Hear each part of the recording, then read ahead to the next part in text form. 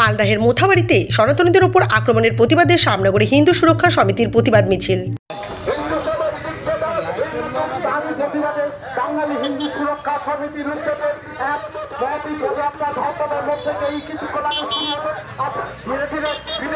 মালদাহের মোথাবাড়িতে সনাতনীদের উপর আক্রমণের প্রতিবাদে রবিবার সন্ধ্যায় পথে নামল হিন্দু সুরক্ষা সমিতি। এদিন হিন্দু সুরক্ষা সমিতির সামনগর খণ্ডের তরফে সামনগর ঝাউতলা মোড় থেকে মিছিল শুরু হয়। সেই মিছিল ফিডার রোড ধরে 23 নম্বর রেলগেটের কাছে গিয়ে শেষ হয়। উক্ত মিছিলে হাজির ছিলেন বিজেপির যুব মোর্চা রাজ্য সম্পাদক উত্তম অধিকারী, হিন্দু জাগরণ মঞ্চের দক্ষিণ প্রান্তের সদস্য রোহিত সাউ, হিন্দু জাগরণ মঞ্চের বারাকপুর জেলার সংযোজক সাগ্নিক বিশ্বাস, হিন্দু জাগরণ মঞ্চের বারাকপুর জেলার সদস্য রানা চক্রবর্তী প্রমুখ। প্রতিবাদ মিছিলে যোগ দিয়ে বিজেপির যুব মোর্চার রাজ্য সম্পাদক উত্তম অধিকারী বলেন, শুধু মালদহের মোথাবাড়ি নয়, দিকে দিকে সনাতনীদের উপর আঘাত হানা হচ্ছে, সনাতনীদের ঘরবাড়ি লুট করা হচ্ছে। হিন্দুস্তানে সনাতনীদের বেঁচে থাকার লড়াইতে সকলকে সামিল হওয়ার পরামর্শ দিলেন উত্তম অধিকারী। আপনি মালদা মুর্শিদাবাদ, আজকে মুর্শিদাবাদের নওডায় হয়েছে, গতকাল মালদায় হয়েছে।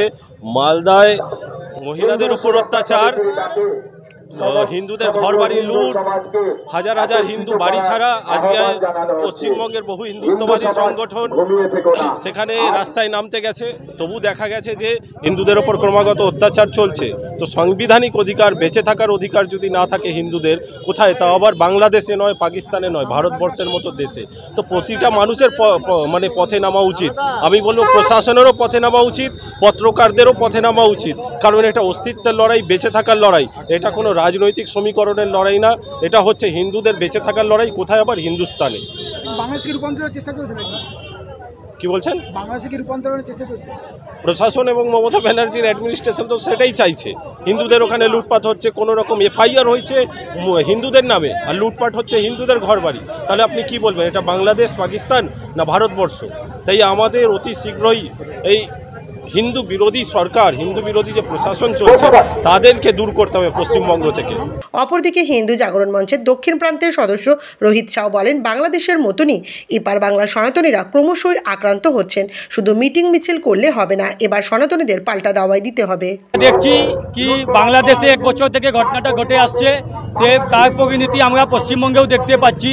এখানে জিহাদিরা হিন্দুদের উপর যেভাবে অত্যাচার করছে, তার প্রতিবাদে হিন্দু জাগরণ মঞ্চ সবসময় লড়াই করছে, লড়বে।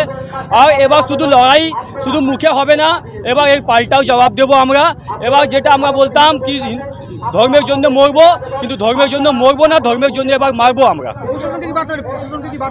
প্রশাসন কি দেবে? প্রশাসন হাতে চুরি পরে বসে আছে। প্রশাসন আজকে যে আমাদের কার্যক্রম করছিলাম, প্রশাসন বলছে না আজকে কার্যক্রম করা যাবে না, কালকে ঈদ আছে, সমাজে একটা অশান্তি হতে পারে। আগে যেখানে হিন্দুদের মারছে, আবার সমাজে অশান্তি কিভাবে হবে? যেখানে হিন্দুদের মারছে সেখানে গিয়ে বাঁচাতে পারছে না, আর এখানে এসে বড় বড় কথা, সেটা আমরা কোনোদিন মানবো না। আমরা হিন্দু সমাজের জন্য সবসময় রাস্তায় থাকবো, আন্দোলন করবো।